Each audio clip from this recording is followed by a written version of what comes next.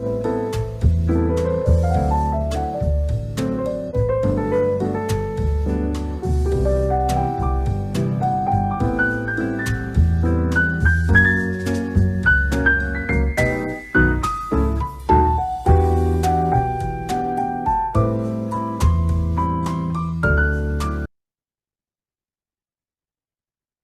to the 2024 edition of the CoRE Conversation Series.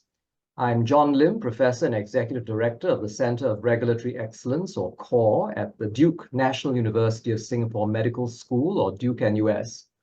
And this year, we are celebrating our center's 10th anniversary. As such, we thought it would only be fitting that our conversation today should be with the chair of CoRE's advisory board, who has been involved with the center from its inception, first as special advisor, and then as CoRE's second chairperson, Dr. Margaret Hamburg, or Peggy Hamburg, as she's better known to us. Peggy, it's my great delight to welcome you today, and I just wanted to say that I've been very much looking forward to speaking with you. Although we've known each other for many years now, probably too many years that I shouldn't mention, as I was reviewing your career, I could not help but be struck by what a remarkable life you've led, with so many significant achievements and accomplishments in regulatory science, public health, medicine, and also as a highly respected global thought leader. And I do remember meeting you for the first time in 2009, I believe it was, shortly after you had become the 21st Commissioner of the US Food and Drug Administration, and while I was still CEO at Singapore's Health Sciences Authority. And this was in your office at what was then still the new US FDA building at Silver Spring in Maryland. And that meeting was facilitated by our mutual friend, Mac Lumpkin, whom I had the pleasure of interviewing last year. We, of course, have continued to meet on quite a few occasions after that, but I wonder, what are the key things you recall of our interactions over these past 15 years, leading up to where we are now, celebrating CoRE's first decade in 2024? Peggy, over to you. Well, thank you so much. And first, let me say how delighted I am to be here with you today, to be part of CoRE, the Center of Regulatory Excellence, and to have really learned about and practiced regulatory science and public health with you over so many years. You know, what I remember about those early days in our very first meeting was that I was very new. I was very new to the FDA and, frankly, the world of regulation. I brought many elements of what's needed for good regulatory leadership and decision making to the job, but I hadn't really lived and breathed that role before. And meeting people like you was really inspirational to me, to be able to see someone running an agency, thinking creatively, engaging the workforce that's so essential to the quality of the work, but also looking over the horizon and thinking about what needed to be done to better advance biomedical product innovation, to better, harness science and technology and to deliver it to people.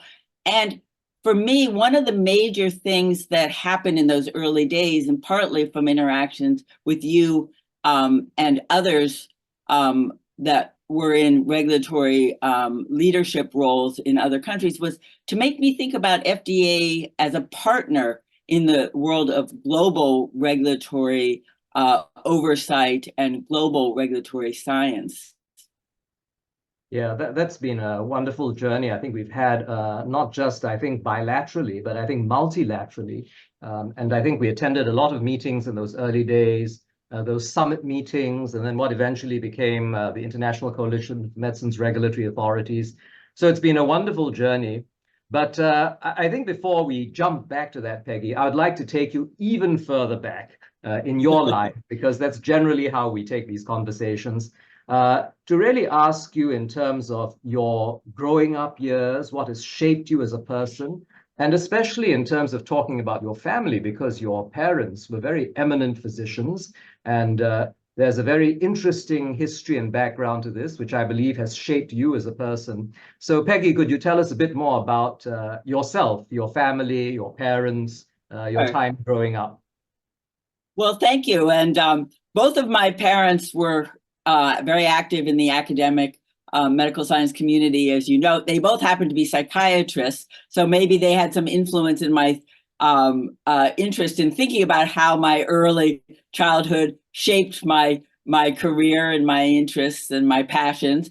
But also certainly their commitment as academics shaped my love of science and analytic thinking and education. And they also, I think, were very fundamental in making me think about how to not just think in terms of advancing academic research and knowledge, but actually making sure it was delivered to people. I grew up on the Stanford campus. We actually lived, in faculty housing right there. I was what some people used to fondly call a faculty brat. But I lived, for all through elementary through high school on the campus, and was very much influenced by that experience. My parents were very unusual in many ways in that their careers were intertwined. My father was chair of psychiatry. My mother was a child and adolescent psychiatrist in the department. And notably, they, while they had, a remarkable marriage and an interlocking career, they came from very different backgrounds. My mother actually was the very first African-American woman to be admitted and graduate from Vassar College here in the United States, and also the first African-American woman to go to Yale Medical School. My father, on the other hand, was the first in his family to advanced education, getting a medical degree, and he came from Eastern European Jewish roots, fleeing what's now Latvia because of pogroms, and finding a home in the United States. So they both were kind of pioneers in many ways, and they both discovered a love for science and medicine and health, but they also were imbued from the very beginning with the importance of education, of social justice, of making opportunity, and of giving back. And that certainly has been a huge part of how I think about the world and my career. So were these things that you sort of discussed over the dinner table or on weekends? I mean, how did what they sort of believed in and were striving for influence you? And were there conversations that went on about these sorts of issues? Yeah, well, often people ask, well, did they psychoanalyze you at the dinner table? And that they did not. But certainly in terms of both the focus of their work and the way they engaged with their colleagues, their friends, and with the community and activities more broadly, this was sort of part of the bread and butter of my life, to sort of think about the importance of getting a good education, of trying to do good work, but trying to think beyond just your own, personal ambitions, career ambitions, but also how to do good for the broader world, for humanity. So you can clearly see this line, I suppose, as you look back and all the things you've done in public service and in other areas, and really link it back to the influence of your parents and what they shared as well, their values. And I had the great good fortune to have other wonderful mentors along the way. Mm-hmm.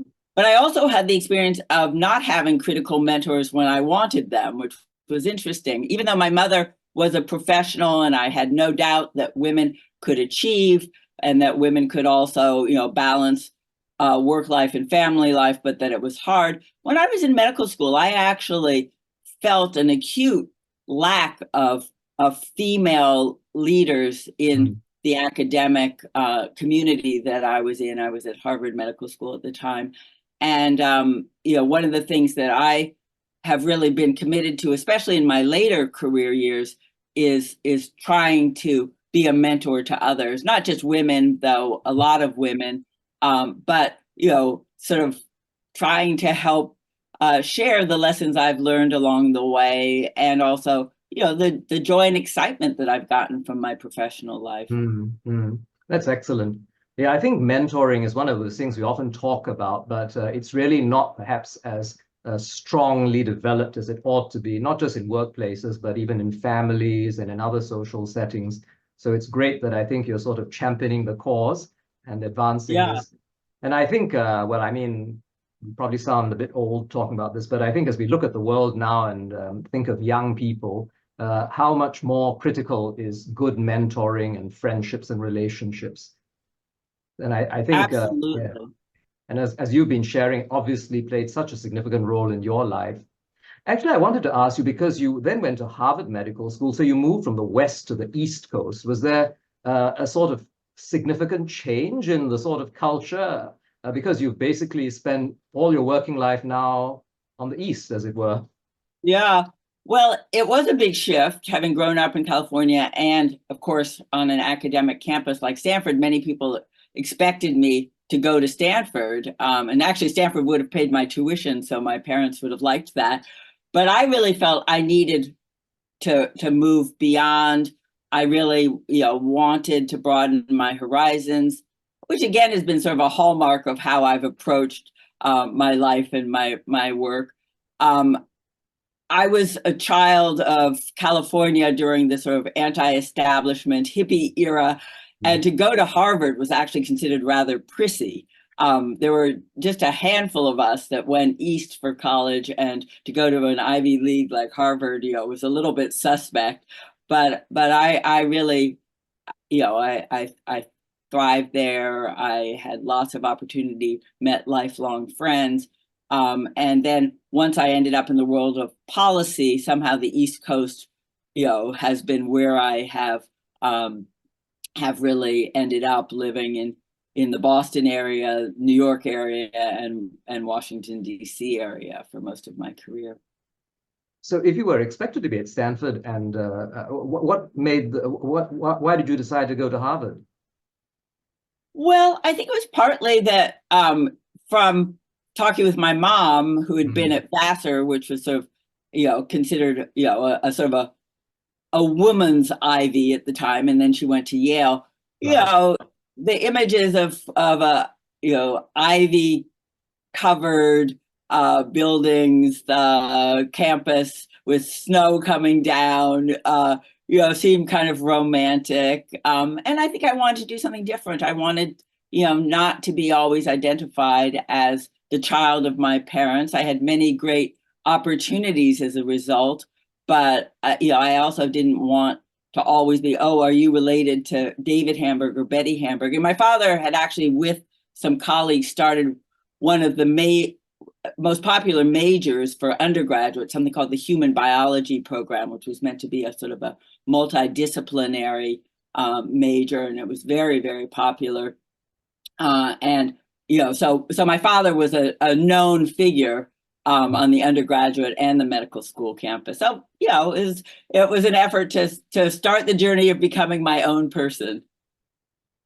And as you were at Harvard and Harvard, you were also at the New York Hospital, right? Your residency was at New Yes. York Hospital, Cornell Medical Center. That was very much in terms of medicine as we know it. Can you tell us a bit how you moved from that sort of setting into your policy work? Because you then went into a whole range of responsibilities, and perhaps you could sketch something of this for us.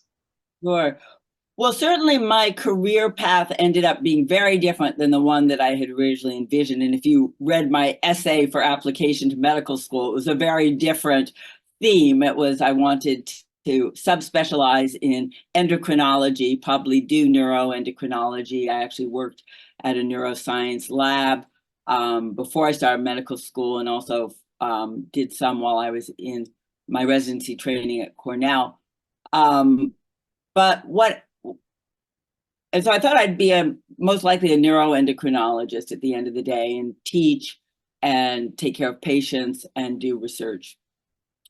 But what was really so important for my shift in direction and sort of opening up to new possibilities was watching the HIV/AIDS epidemic emerge. When I started medical school, I mean, literally, I was of the generation as a first-year student that learned that the future of medicine was chronic disease, The era of infectious diseases was more or less over because of the advent of antibiotics and vaccines. And then over the next couple of years in medical school, we watched this strange and really disturbing new immune compromising disease emerge. Nobody knew what it was, what caused it, how it was transmitted, or even what to call it. We certainly had no treatments specifically for it.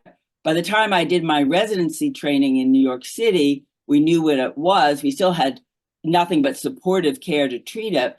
And New York City was a hub for HIV infection and disease. And so I was taking care of many, many patients. And in fact, we lost one of our fellow medical residents to HIV/AIDS during that period. So it had a profound impact, and it made me both want to do better, to bring the possibilities of science to finding treatments, maybe a cure for this devastating disease that also was affecting people of my age group and people, you know, including my friends. But it was just disrupting society, especially in a city like New York, in powerful ways that really caught my attention as well. It was the intersection of a medical challenge with broader social, legal, ethical, economic, and political issues. And I thought, you know, I really want to work at the intersection of all of those forces. And that was when I started to think more broadly. I started to talk to a lot of people to just explore what kinds of ways I could make a difference in this sort of emerging new arena. And that was when I discovered public health. I didn't learn about public health as a medical student. I knew that there was a school of public health that was actually right next to the medical school. I didn't know what they taught or what the focus was. I did know the cafeteria was better. But I don't think I even knew that the Centers for Disease Control existed. I mean, I really was that naive. And so I decided to go down to Washington to explore the world of health policy and public health. My chair of medicine at the time said to me, if you're not back in 2 years to do subspecialty training, you will have thrown away your entire medical career. So I felt it was a real vindication when 10 years later, he called me and said, you know, I'm really interested in health policy. Can you give me advice for how to make a career shift? But I never looked back, you know, once I sort of discovered all of the important activities in health policy and public health and the difference that I could make, drawing on all of my more formal medical training, but thinking about and applying it in new ways. Mm-hmm. And did you consult with your parents at the time, or they had basically sort of given their blessing for you to pursue whatever course you had decided upon? Well, they were very, very supportive, although they were a little bit uncertain about, you know, what it was going to mean. They were watchfully waiting, but they were supportive. And also, you know, frankly, over the course of their career, they evolved into much broader policy roles. They ended their professional lives actually both as presidents of foundations. My mom, one that focused on children's health issues. My dad, much broader at the Carnegie Corporation, where he took his early interest in stress and coping and aggression from a psychiatric point of view to looking at the world stage and how to reduce conflict, prevent genocide, nuclear nonproliferation, and other issues. So we were all exploring brave new worlds together. And you know, and what was, you know, also kind of remarkable was the shift from, you know, being their daughter to being their colleague. And the great victory when someone finally said to my father, "Are you Peggy Hamburg's father?" rather than people saying to me, "Are you David Hamburg's daughter?" So how did you feel at that point? Well, it was nice. I think I had a big smile on my face, and he was very, very proud. So then, as you began to move more into these areas, and especially, I think, in the context of HIV/AIDS, you also then took on the role as Health Commissioner for New York City at some point in your career, where you developed programs for coordinating the spread, not just of HIV/AIDS, but tuberculosis as well. Of course, there's a link there. Can you tell us a bit more about that experience? Yeah, well, that was an extraordinary experience.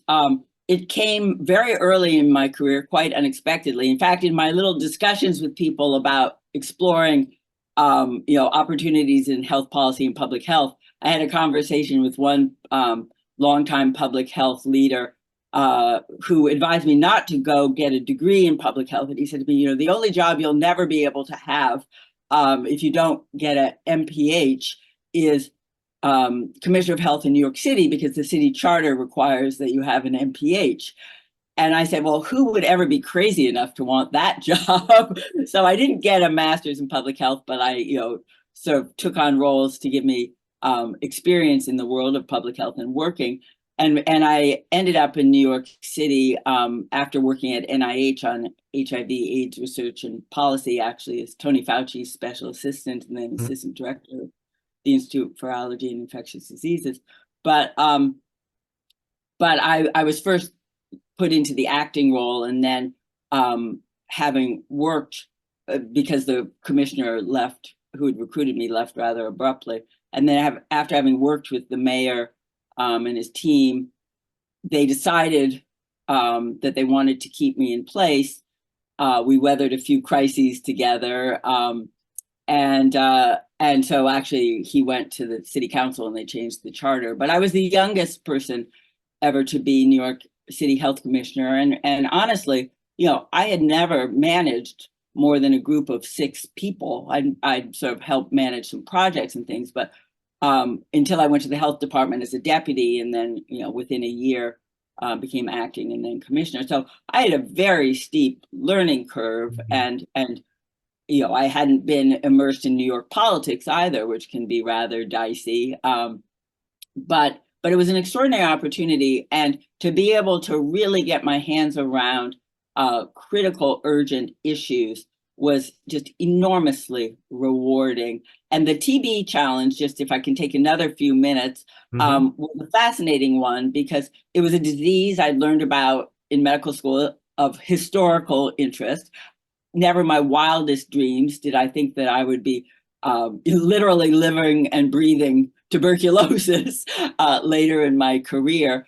But it epitomized in many ways a couple of critical issues. One, that if you really want to address serious health issues, you have to think beyond the walls of clinics and hospitals. And Mayor Dinkins, who was mayor at the time, the first African-American mayor in New York, really empowered me. He trusted me and listened to me. And he allowed me to create a citywide program with control of the budget for all of the agencies of government that had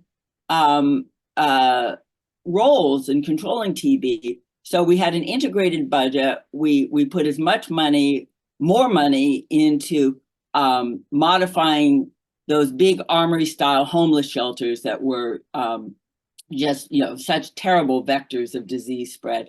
Addressing the problem of tuberculosis in the criminal justice system, and the fact that prisoners were being moved around and spreading TB. It wasn't being diagnosed. They'd leave and be lost to follow-up, et cetera. Setting up a program using community health workers to go out and find TB patients and watch them take their medicine, directly observe therapy, to strengthen, of course, clinics and care, and also to educate physicians and others to think TB.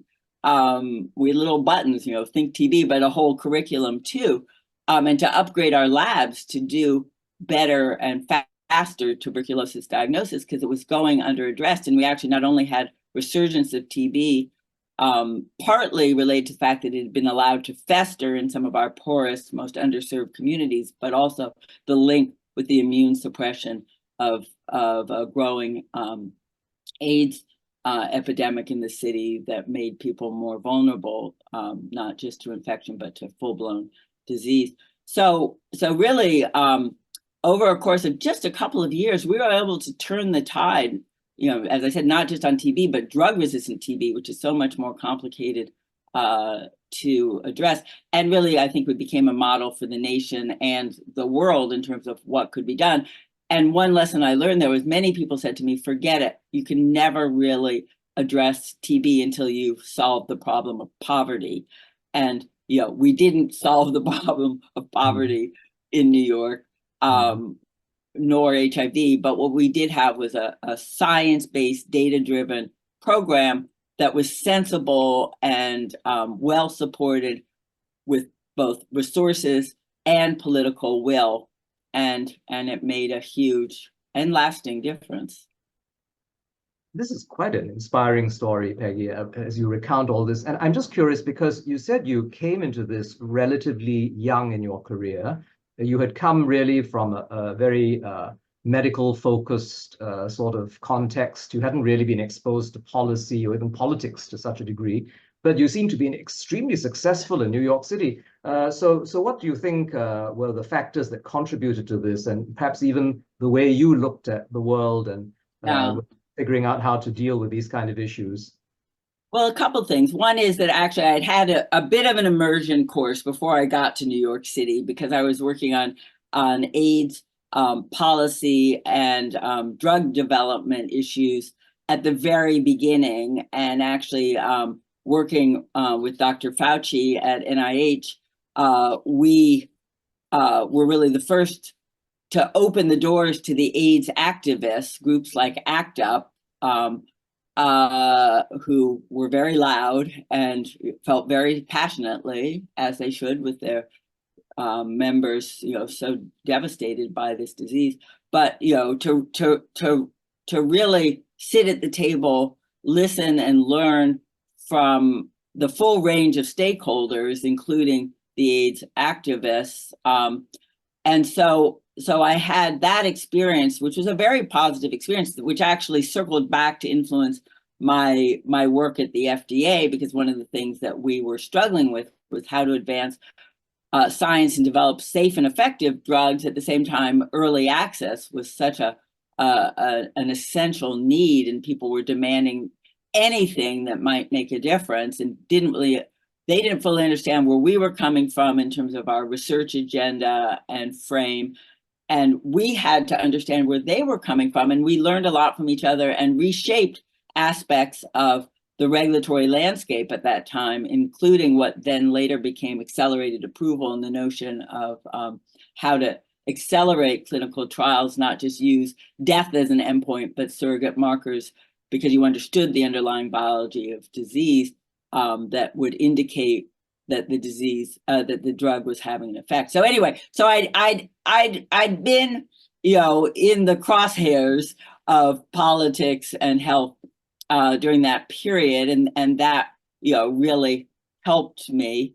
I think, a critical lesson from that time was that you can't come in thinking you know everything. You have to listen and you have to learn, and that the quality of advice you get is directly related to the quality of decisions that you make. And so, the idea of surrounding myself by really good people, and also acknowledging what you know and what you don't know, and asking questions, and having an open, transparent process for decision making. And one of the things I found in New York City, and it was really true at FDA as well, is that not everybody's going to like you, and that's hard, especially when you're early in your career. And I think for me, as a sort of a people person, that was hard. But that's just the way it is if you're going to be a good leader. But you have to be able to explain what you're doing and why.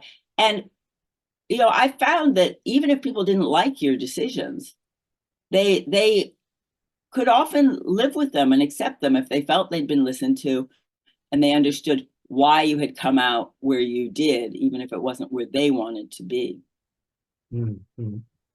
I remember a few years back, Peggy, when you were chairing our first patient engagement roundtable in Singapore, you mentioned that it was your experience at that time in New York City that sort of exposed you and gave you a greater sense of the importance of the patient voice. And that has also carried on, I think, in your subsequent roles. Yeah. Could you say a bit about this as well? Well, it was really those early days with the AIDS activists where I realized that you can't shut out people that are unhappy with what you're doing, or that might even be threatening at times. That you really had to bring all the relevant stakeholders to the table and listen and learn. And whether it was in those early days of HIV/AIDS, really having some of our longstanding assumptions about how you do clinical trials, how you collect data, et cetera, questioned, so that we actually reformed both the design of clinical trials, as I mentioned, but also pushing clinical trials out of the tertiary care hospital setting, the ivory tower, so to speak, into the community, and including not just the disease markers that we thought were important, but also the things that mattered to patients. And that, I kept with me into the FDA, of course, as well. And, when you're in federal government, there are many steps between you and the people that are actually either implementing the policies you create or experiencing the impacts of the programs and policies that you develop and fund. When you're in a place like New York City as health commissioner, you're on the ground and your hands get dirty, and you have a sense of real accountability, and that makes you appreciate the importance of really engaging and understanding what matters. And certainly when you're talking about returning to the biomedical product arena, when you're talking about what matters for patients, you're not making these products just to make them. You're making them to address critical needs of patients or consumers. And if you don't hear their voices, you don't always understand how to assess safety and efficacy, risk and benefit. So it's critically important. I also found working with patient groups and hearing their voice had additional values, which was to really get them to better understand what it takes to be in a clinical trial, to better understand what it takes to be compliant with a drug treatment, et cetera. And there were many, many critical advances that I saw during my tenure as FDA commissioner that were enormously accelerated because people had been talking to the patient community, not just the FDA, not just the regulatory authority, but the academic research community, industry, whatever, but engaging patients beforehand. So when the drug was ready to move into clinical trials, there was already a registry of patients. There were already patients educated and eager to participate. And that makes a huge difference because, as the patient enrollment in clinical trials can delay product development by literally years. Mm-hmm. Yeah, that's very good, Peggy. We will, of course, come back to the FDA because that's, I think, what you're well known for in this particular context anyway. But I noted that then you spent some time as Assistant Secretary for Planning and Evaluation at the U.S. Department of Health and Human Services. And then interestingly, I've always been very curious about this. You served as the founding vice president and senior scientist at the Nuclear Threat Initiative. Could you share more about your role in this area? Because, from FDA and HIV/AIDS and TB to nuclear threats, what's the connection there? Well, yeah, people are often baffled by that. And, I wish it had a different name. Language does matter. Nuclear Threat Initiative was a bit of a misnomer because it was always focused more broadly on nuclear, chemical, and biological threats of weapons of mass destruction, so to speak. And again, that interest goes back to my days in New York City. People forget, but the World Trade Center was bombed twice. The first bombing occurred when I was New York City Health Commissioner, and while it wasn't as devastating, as fatal, or as dramatic as 9/11, still it caused huge destruction and injured many people and took some lives. But that made me start to think in completely new ways that as the chief health officer in New York City, I was responsible for protecting and addressing the health of the population against threats of domestic terrorism. I started to look at and learn about a whole range of vulnerabilities. Boy, I didn't get a lot of sleep during that period. But one of them was the deliberate use of biological agents to do harm. I certainly had in New York City been juggling a lot of infectious disease threats and had great appreciation for the power of Mother Nature, whether it was emerging diseases like HIV, AIDS, resurging diseases, sometimes in more powerful forms like tuberculosis and other forms of drug resistance, imported diseases, because New York City was a hub of international travel and commerce and trade. But I had not really thought about biological weapons, biological terrorism. And I had a mentor in New York City, someone named Joshua Lederberg, a Nobel Prize winner who was president of Rockefeller University. And he was very deeply involved in those issues. He was a consultant over his lifetime to 6 different presidents, I think, on a range of issues, including biological terrorism. I learned about the biological weapons program that the US used to have, the one that Russia had, issues around how tools of modern biology and science could be actually deliberately misused to create new biological weapons, et cetera. So I started thinking and working on issues of broad biological threat preparedness, including biological weapons and bioterrorism. There were only a few of us at the time that were working on those issues, and several people, including the head of NIH, warned me that I should be working on real world issues, and I'd been reading too many Tom Clancy novels. But I took the concern very seriously. When I got to as assistant secretary in the Clinton administration, we actually started the first real bio terrorism and biothreat writ large preparedness program for the Department of Health and Human Services, creating what now the foundation of many aspects of what the US government is doing through Health and Human Services, the National Stockpile, the pandemic preparedness planning, the mobile medical teams, and created a new assistant secretary for preparedness and response. But that work after the end of the Clinton administration led me to being offered a job by Ted Turner and former Senator Nunn, who'd been very involved in non-proliferation issues because of his interest in the former Soviet Union and the breakdown of the Cold War and what was going to happen to nuclear scientists and biological scientists that had been making weapons that now didn't have jobs. Anyway, so we started this program, and from the very beginning, I said I'll do it. I said I'd do it for a year, and ended up being there for 6 or more years.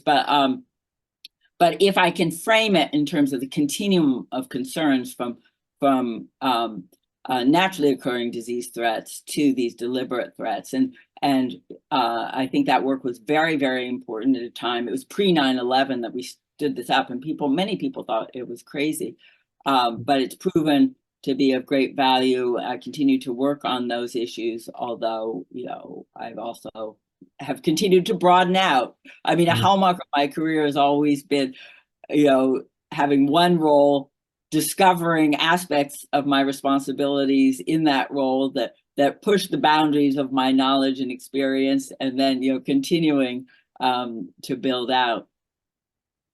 Well, it's wonderful. You just keep growing and growing, it seems. But I think that's the point when you then went to the FDA. Am I correct? When you were offered that position? Right. Tell us a bit about that process and how you were given that invitation, if I could call it that, and how you made the decision to go to the FDA. Well, again, to be honest, the FDA was a job I never wanted, and always thought you'd have to be a little bit crazy to do it. It didn't look like a very fun job. And I didn't understand the FDA. I'd worked with it from different perspectives. As health commissioner in New York City, I'd worked with them around some foodborne outbreaks and some counterfeit drug issues. I had worked with them on medical countermeasure development from the position at Nuclear Threat Initiative, and also the Department of Health and Human Services as an assistant secretary.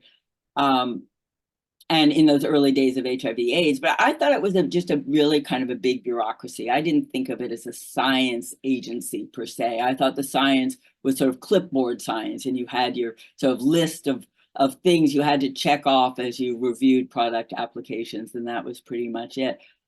So I had actually taken a different job in the Obama administration as a deputy in the Office of Science and Technology Policy in the White House, working with the science advisor to the president. I was pretty excited about that. It's a very small office, which, to be honest, historically has always been a bit marginalized in the White House ecosystem.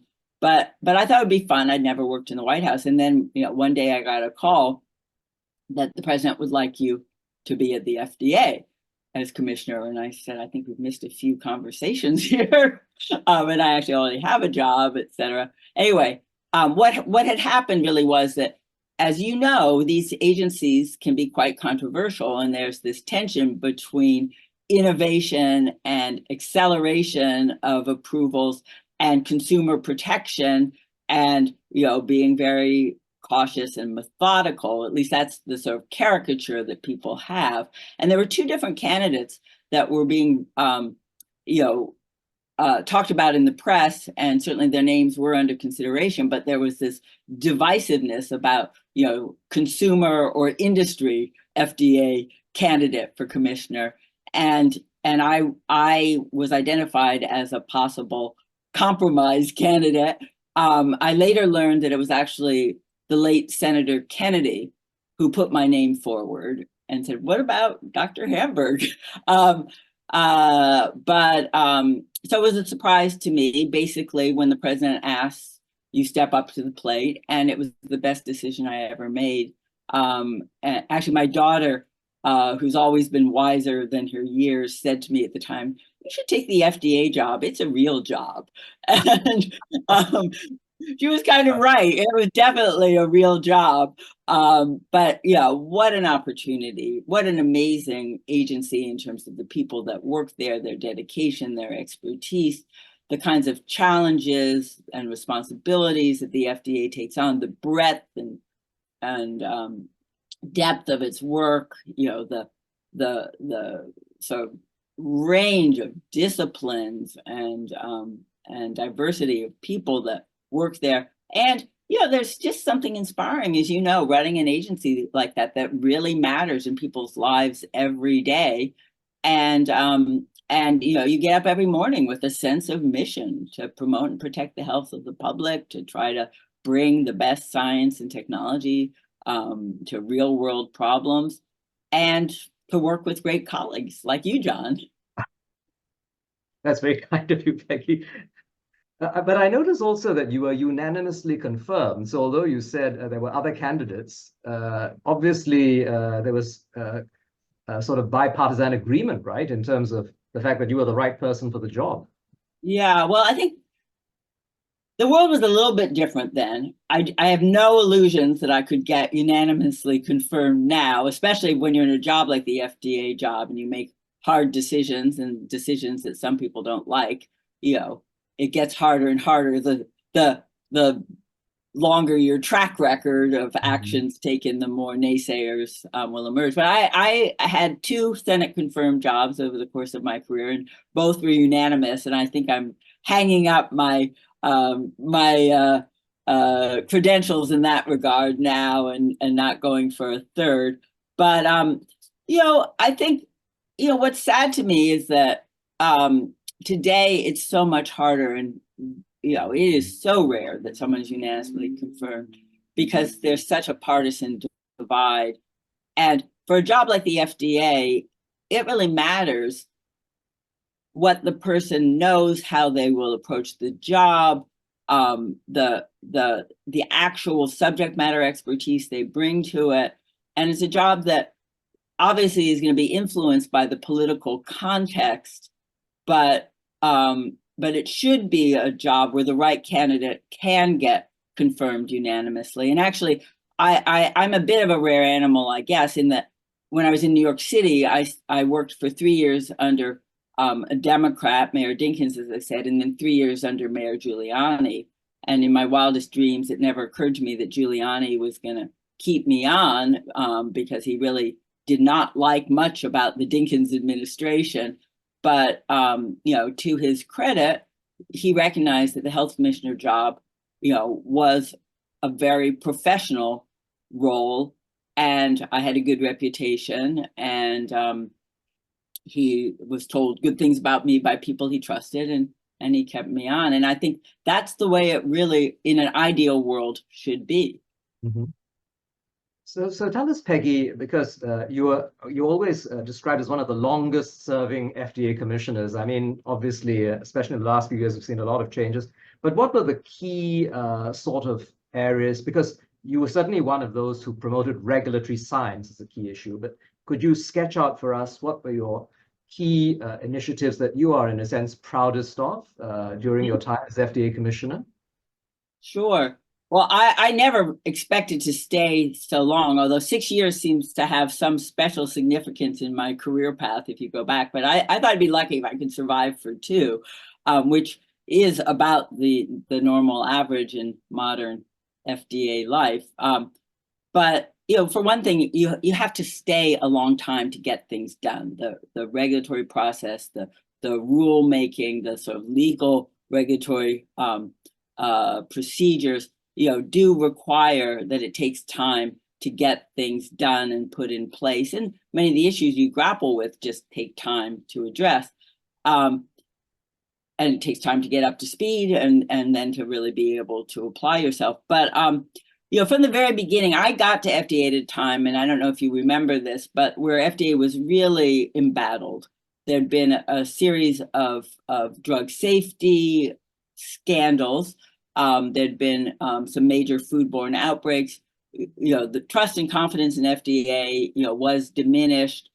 We were in the sights of both Congress and the media, which isn't a happy place to be. The agency had sort of circled the wagons a bit and afraid to sort of stick their necks out too far for fear their heads would be cut off. And so I came in, really feeling that, first and foremost, restoring morale and being an advocate for the agency and its needs. It had been underfunded just dramatically for decades.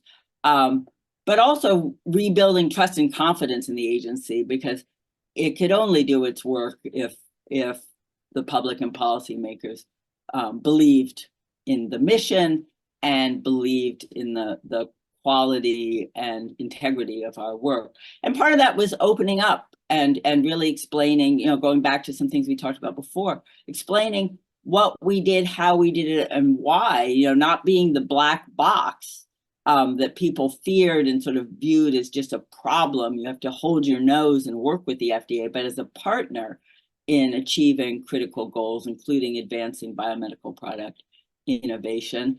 And so really engaging with stakeholders. And we had a whole sort of transparency initiative. And that was critically important, including our patient engagement work.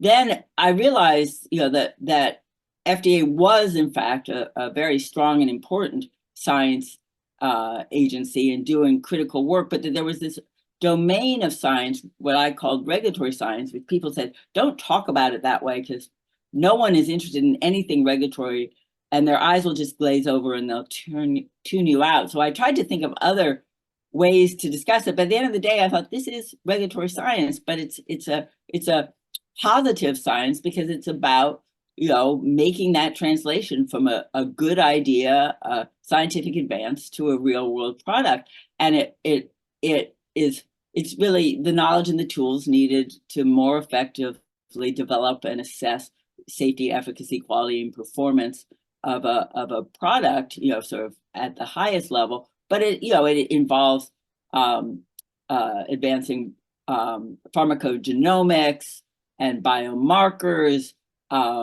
clinical trial innovation, IT, and now AI to mine large quantities of data, it involves predictive toxicology, so you can more quickly figure out what isn't going to work and not spend years and lots of money developing a product that you'll later realize isn't safe. So, really important domains for successful product development, but also really cutting edge science and technology. And I had the experience at FDA, and I imagine you probably saw this too, where there was good science that was done in academic labs where people thought, this is really important for better understanding and treatment of diabetes or heart disease or Alzheimer's. But the studies weren't done in ways that really offered data in terms of assessing whether this could be a real world product, issues of scale up and viability, of course, but also asking and answering critical questions about safety and efficacy. And so, we worked more closely with the academic research community and with industry to really try to build out this field of regulatory science, to really look often in the pre-competitive space at how together we could advance critical areas of science that mattered, where one company is not going to want to do all the work to identify and validate a biomarker, because then it will have use for a lot of other products, and it's a costly, uncertain undertaking. But as a consortium of industry, academia, and FDA and government, it's a really important area, and that work has made a huge difference. There are many other examples of that too. So really trying to advance the importance of science within the FDA and adequate funding, and to broaden out this sort of field of science, regulatory science, so that the best minds, wherever they were in industry, academia, or government, were applying themselves, was really important to me, and I think has proven to be very valuable. And of course, on a global scale, science is a global enterprise, and working together with other regulatory authorities and the broader research and industry community made a real difference as well. And we saw the application of the importance of this during COVID and the rapid development of COVID vaccine, which could not have happened without this focus on regulatory science. What do we need to do to get the actionable data to deliver a product for people? Mm-hmm. So I think your whole perspective has changed quite a lot, right? And you've described it so eloquently in terms of how people would be sort of, their eyes would glaze over when talking about regulation. And I remember one of my chairmen at HSA said that people would usually think of regulation as exciting as watching grass grow. But I think clearly, if we look back over the times when we were heading regulatory agencies, and obviously through the COVID-19 pandemic, the whole perspective on regulation has changed quite significantly. And it's become such a significant part of what development of therapeutics involves now, and all the new exciting areas, including AI, digital health, and all that. Everyone always talks about what is the regulatory perspective on this now. So I think the world has definitely changed in terms of how people view regulation. And you've been very much instrumental, I think, in terms of helping to change people's views on this. So I must say, Peggy, even today, when I meet people who are at the FDA, when you're commissioner, they speak of you with great fondness and respect. So I think it obviously goes to show, not just in terms of your vision and the science that you advocated, but the way, as you were saying, you dealt with people in a very positive way that made a difference in their lives, and I think shaped the organization. So I think it's a wonderful legacy that you've left there. Do you miss it, Peggy? Do you miss the FDA? Well, yes, I do. I do. And it was a very hard decision to leave, but I felt the time was right. And I wanted to open up the opportunity for a new person to come into the role. And honestly, I never imagined, Rob Califf was the current commissioner that I recruited to come in behind me. And of course, the president had to select him and Congress had to confirm him. But that was at the end of the Obama administration. I didn't, and he had a very short tenure because of how the election turned out. I did not think he would cycle back as commissioner for a second go at it. But he, of course, is a product of the Duke system and friend to Duke-NUS, so I feel it's sort of part of the family. But it has been really an interesting time, and I think I pushed FDA to think and act in some new ways, and I think helped get it on better footing in terms of public trust and confidence and policymakers and relationships with critical stakeholders, including industry and the whole venture capital community, as well as trying to really think about FDA's role not just as a regulatory gate that products have to go through, but also sitting in this unique position where, on the one hand, you can look sort of down the pipeline and see the kinds of products that are being developed, the areas of focus for product development, but also what's the critical unmet need, and how can we better really harness that science that's advancing and influence what's in the pipeline so that there is this better alignment with what's really needed. And then FDA became more proactive in terms of identifying some critical areas and working with companies to try to develop products. We also, as you know, worked a lot on shortage issues that are so important, and the complexity of the supply chain, and how to assure the different components that are coming from different parts of the world, and so people aren't left in the lurch. And importantly, recognizing that for FDA, even in the most sort of limited way, to do its job as a regulator whose mission is explicitly to promote and protect the health of the American people, that the only way we could succeed in the modern world in doing that was to partner with other regulatory authorities around the world. And the sort of so-called globalization of the agency is one of the things I'm most proud of. And again, I think it showed its value during COVID. But FDA had sort of thought, well, we're the gold standard, and tended to work in a somewhat insular way, and didn't really see the importance of many of the interconnections and the interdependence, because we were the biggest and dare I say best regulatory agency in the world, although HSA not the biggest, but it could compete on best, I think. But in any case, the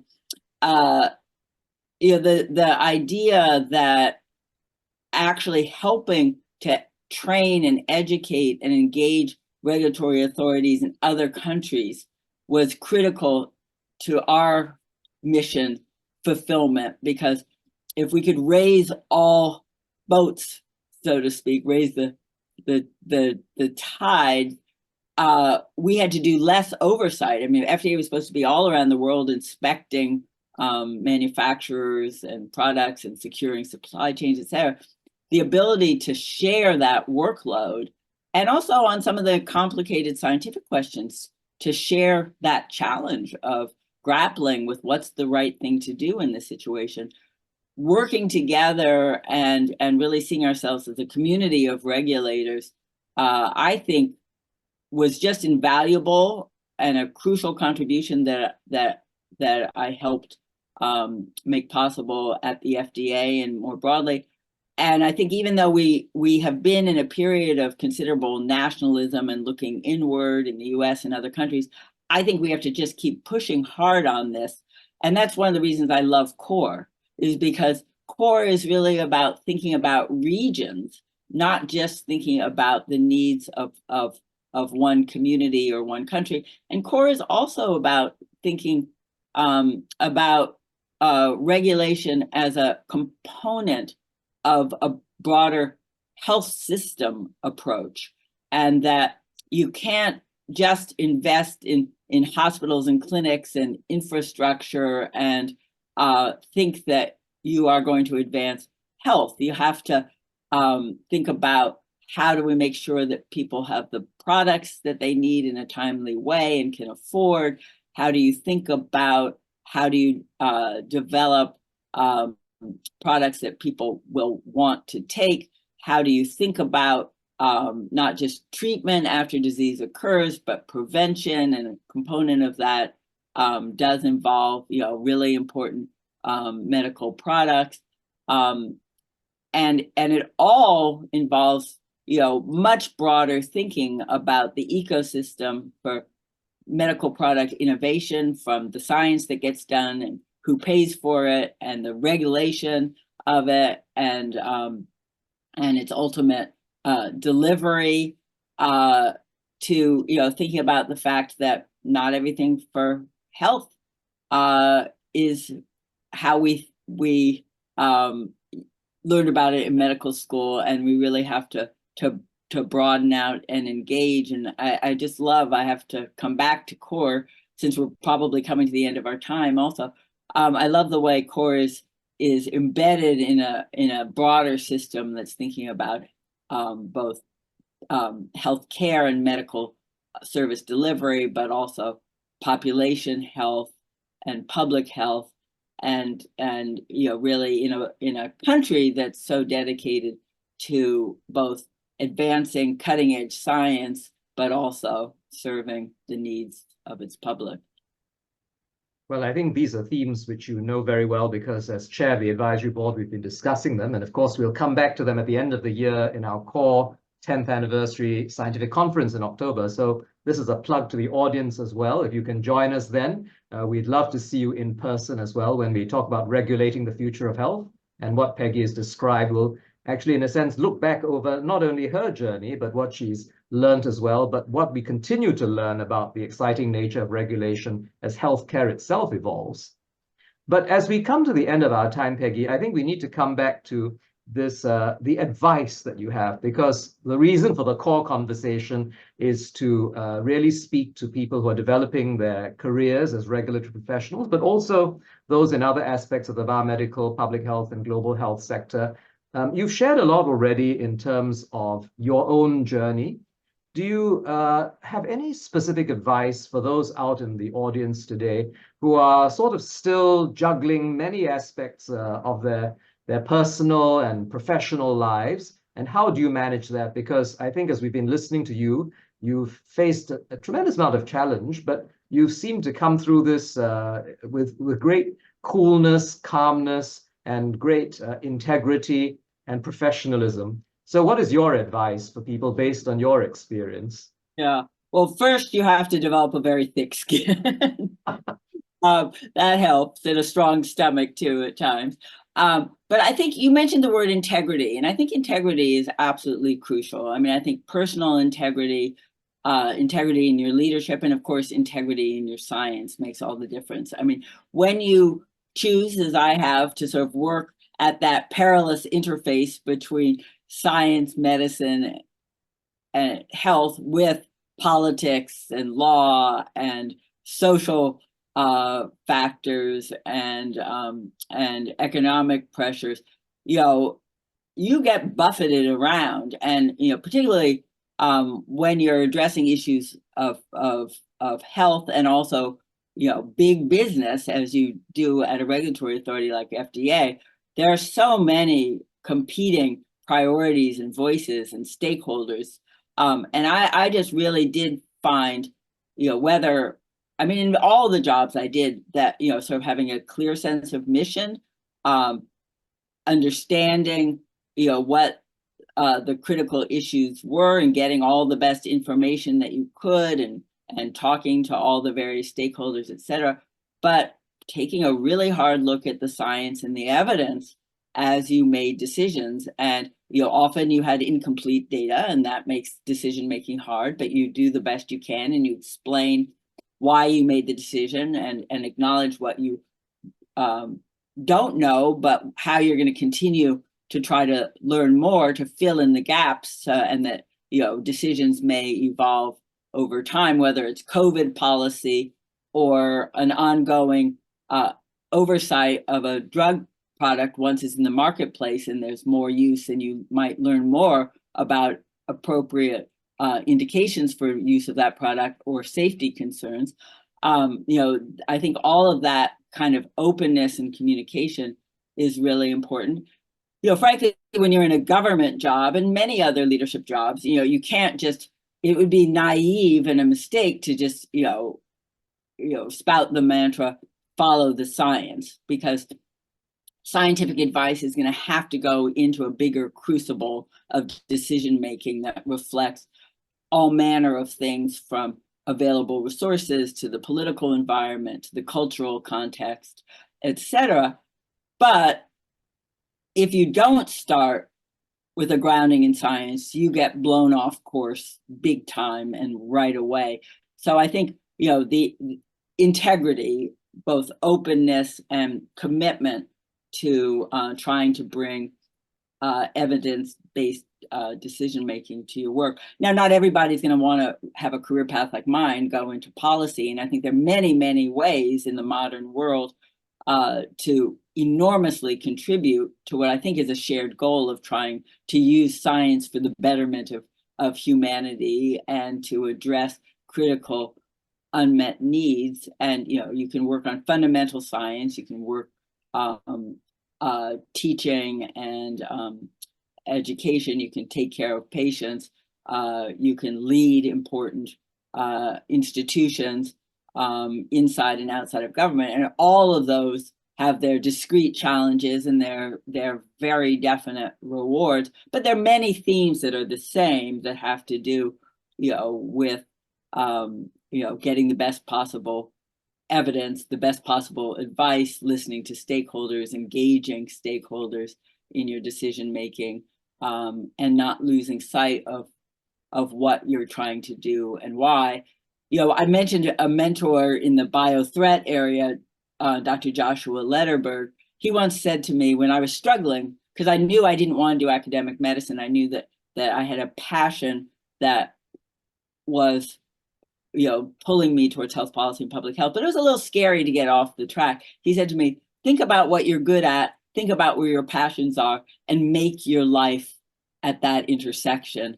And that's, always sort of been circling in my head. Well, and never be afraid to go through a door that opens for you, even if you're terrified, which would describe my entry into both the New York City Health Department and the FDA. Well, that's a wonderful quote, Peggy. Make your life at the intersection. That's wonderful. It's been a wonderful conversation, Peggy. There has been one question in the Q&A, but what I've done is I've copied that and I will send that to you by email. Okay. And you can see how you can respond to the questioner, and we'll email it back to him. Okay. So we can honor the question in the question Great. and answer chat. But Peggy, it just leaves me to thank you so much for your time, this morning, your time. It's been a wonderful conversation with you. You have given us so much insight and shared so openly and transparently. And I believe that's so important in terms of inspiring those who are looking not only to you as an example and even as a mentor, but also how they can take these lessons and apply them into their particular context. But I think also you were careful to give the caveat that it needs to be adapted, I think, to their lives, their situations. And you can see all the little hand claps floating on the screen now. I was wondering what that was initially. It's reflecting the appreciation of the audience, Peggy. So. Well, thank you. Wonderful. But thank you so much, Peggy. I'm looking forward to seeing you in October at the 10th anniversary of CoRE. Absolutely. These conversations and developing new ideas and strategies for the future. Wonderful. So thank you so much, Peggy, and thank you very much to the audience as well for not only listening, but participating. And we trust that this has been something that will really be of use to you and inspire you in your lives and careers. So thank you very much, Peggy, and thank you to all of you. Thank you.